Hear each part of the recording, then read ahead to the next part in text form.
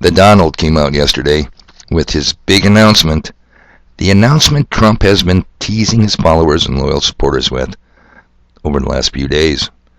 Inquiring minds wanted to know, what did Trump mean when he said, America needs a superhero? Was Trump going to announce his vice president running mate? Was Trump going to merge his social media site, Truth Social, with Elon's new Twitter? Was Trump going to announce he was going to run for Speaker of the House? Hey, you know what? I did not know you didn't have to be a congressman to run for Speaker of the House. You guys know that? I didn't know that. So what was the big news yesterday that the Donald had been hyping? Well, give me a second, people, because I'm going to tell you. But I got to get started first, and I'm just getting started on Friday, TGIF Friday, the 16th of December, 2022. Doesn't look good for going to mine it to get a lot of coal, I'll tell you that. Well, here it is. The Donald is releasing a series of collectible digital NFTs, superhero cards, and all of them featuring, you guessed it, the Donald. Just kind of like the old baseball cards, except these are digital, not cardboard. And these babies come in at $99 each. I used to pay a nickel for 5 baseball cards and a large stack of bubble gum. But that was then, and this is now. Wow, $99. I didn't know what NFTs were, so I had to look them up. NFTs, non-fungible tokens, special type of cryptographic token which represents something unique. Yeah, Donald Trump in a superhero suit. That is unique. Definitely worth $99. Non-fungible tokens have the potential for several use causes. For example, they are an ideal vehicle to digitally represent physical assets like real estate and artwork. Because they are based on blockchains, NFTs can also work to remove intermediaries and connect artists with audiences or for identity management. How cool is that? Electronic hocus pocus, just like derivatives and bitcoins. I mean, people, WTF. We gotta wake up. They're gonna kill us all. Yeah. $99. God damn. Okay.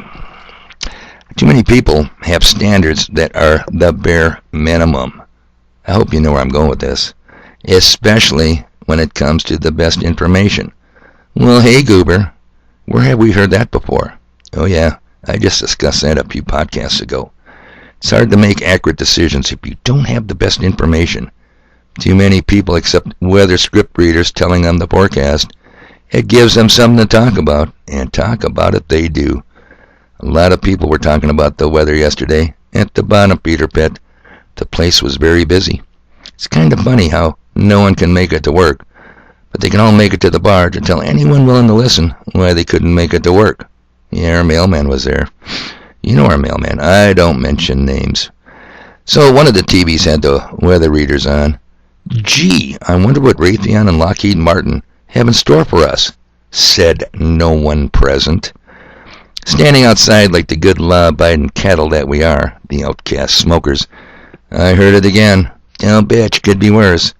But this time I was ready for that stupid, effing pessimistic, worn-out line. This time I replied, the weather is going to be what the weather controllers want it to be, and why do we let them decide? Deer in headlights. Totally understandable, because everybody outside, to a man, only knows what the newsreaders tell them.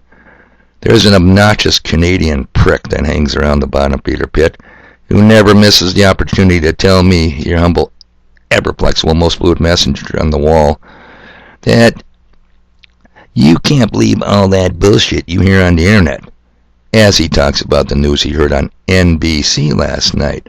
You can believe NBC, but the internet, you gotta watch that place.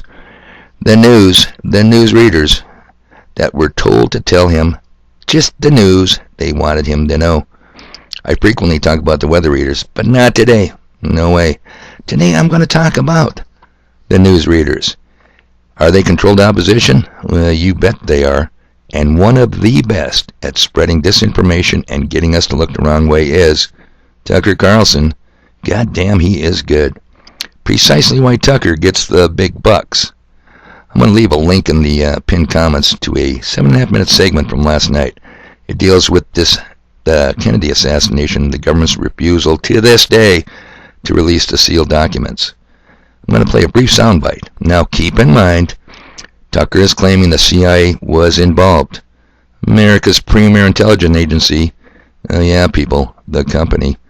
But listen carefully and see what slips out.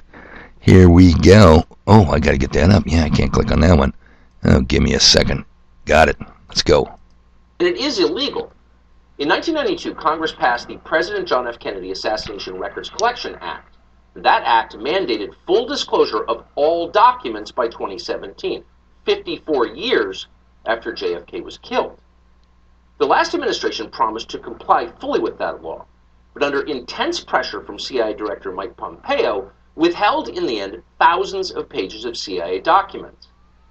Today, this afternoon, the Biden administration did exactly the same thing. That would be thousands of pages of documents after nearly 60 years, after the death of every single person involved.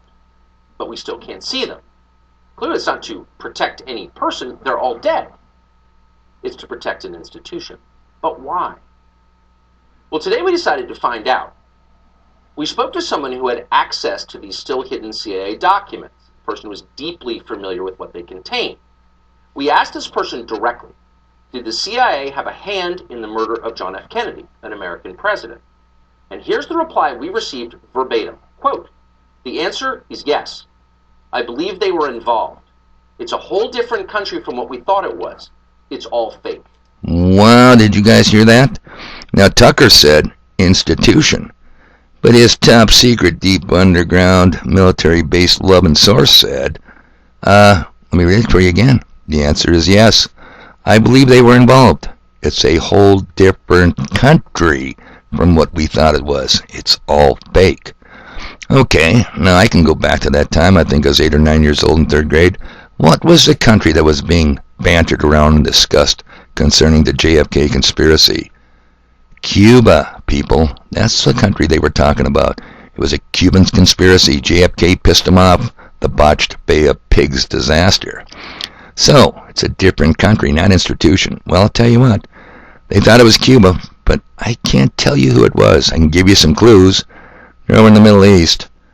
And they had a problem with JFK, because JFK said, I don't think we're going to give you any more foreign aid until you disclose your nuclear weapons program.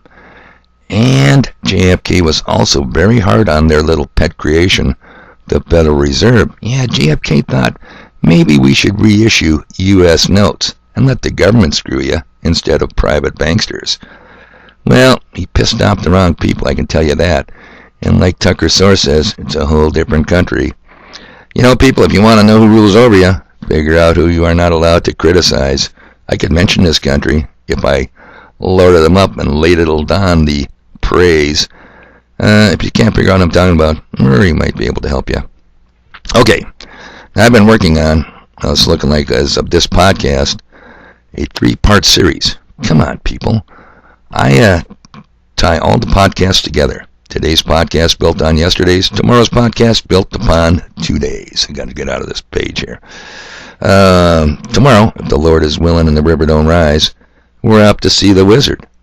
Which wizard, you ask? Why, the wonderful Wizard of Oz.